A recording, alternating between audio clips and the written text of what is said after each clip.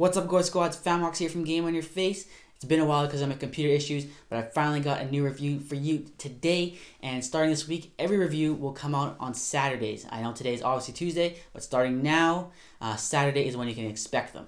So let's get to it. Patrick Kane versus Taylor Hall. This video is brought to you by Hot Puck Traders for all your Hot Puck needs. The rules. I will play both players for 7 games on 100 chemistry lines. They will not be assigned any boosts or captaincy cards.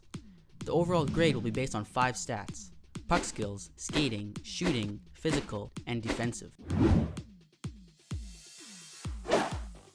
His current average price is $120K, putting him in the same price range as Ryan Getzlaf. Puck skills. He gets a 7.5. Hall is average when it comes to his puck skills. His deking is quick, but sometimes his puck control isn't all there and he'll just lose the handle. However, if you keep it simple, his dekes should be effective. Unfortunately, his passing is a little below the average line. He can connect on basic plays with no traffic around, but I wouldn't try to sauce it through a crowd because it will most likely get picked off. Skating. He gets a 9. Hall is definitely one of the faster players in the game. Right off the bat, you'll notice his crazy acceleration. He can turn his speed on and off in an instant and cruise by unsuspecting defenders. However, he's not the smoothest of skaters, and sometimes he can be too fast for his own good. He'll start sacrificing agility for speed, and it becomes difficult to make those quick, sharp movements. Shooting. He gets a 9.5. Hall's shot is one of the best out of all the players I've reviewed so far. Most of the players we've looked at this year either have a great wrist shot or a great slap shot. Hall has both. He can pick his corners with a well-placed wrister or can hammer it home with a booming clapper. Whichever way you choose to go, you can have full confidence that when you feed Hall the puck, there's a good chance it'll find the back of the net. Physical. He gets a 7. One of my favorite parts about Hall's game is that even though he's a speedster, he's not as weak as other players in the category. He can withstand a few hits, and when he does go down, he's fast to get back up and continue skating like nothing ever happened.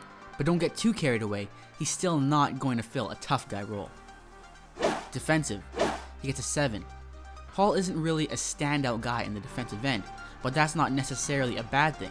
He's got a clean poke check and good discipline, so he didn't take any penalties. He's not going to be blocking shots and intercepting passes, but it's not like I'm looking to Hall for defensive assurance, so for what he does a good job. Total points. In 7 games, he got 6 goals and 2 assists for a total of 8 points. His overall grade comes to 8 out of 10 or 80%. That's a B-. Taylor Hall is a pretty well-rounded player. His greatest assets are his blazing speed and his great shot. Also, his slightly above average physical ability. I can see him playing anywhere from third line to first line minutes. You can slot him in wherever you need a scorer. He can adapt to almost anyone's playstyle. Whether you like the stronger guys or the faster guys, Hall can definitely fill a spot. However, if you already have your go-to snipers and are looking for a little more finesse, then you may want to take a look at Hall's opponent, Patrick Kane.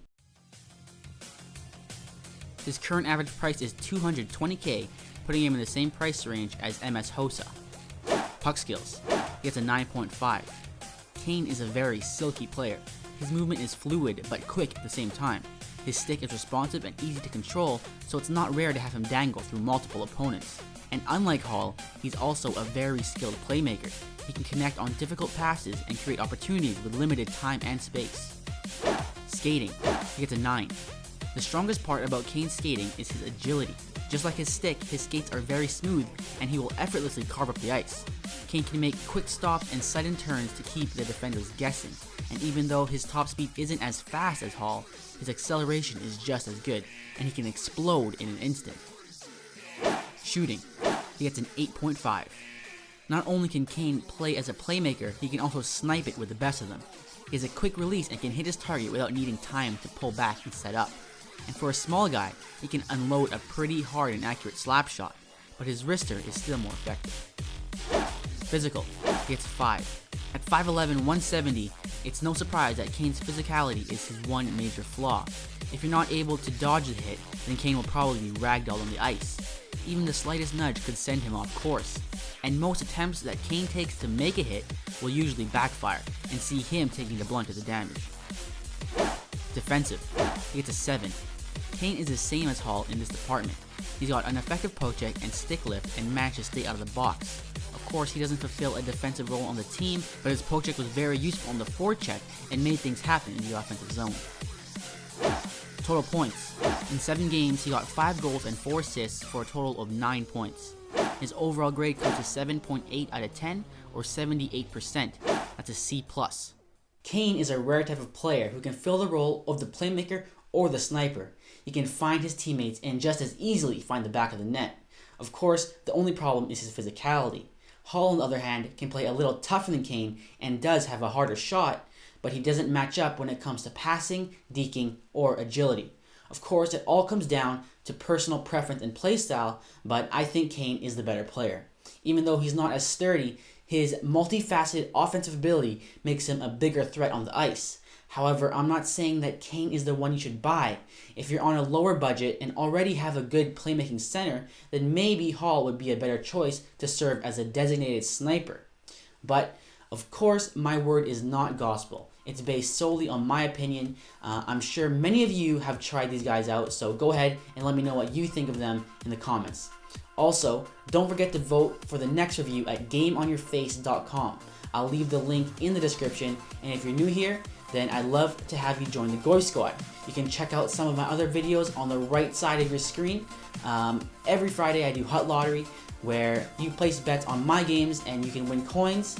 Saturdays I do player reviews just like the one you saw right now, and on Sundays I do NHL's Best, where I look at the top players in their category in NHL 15.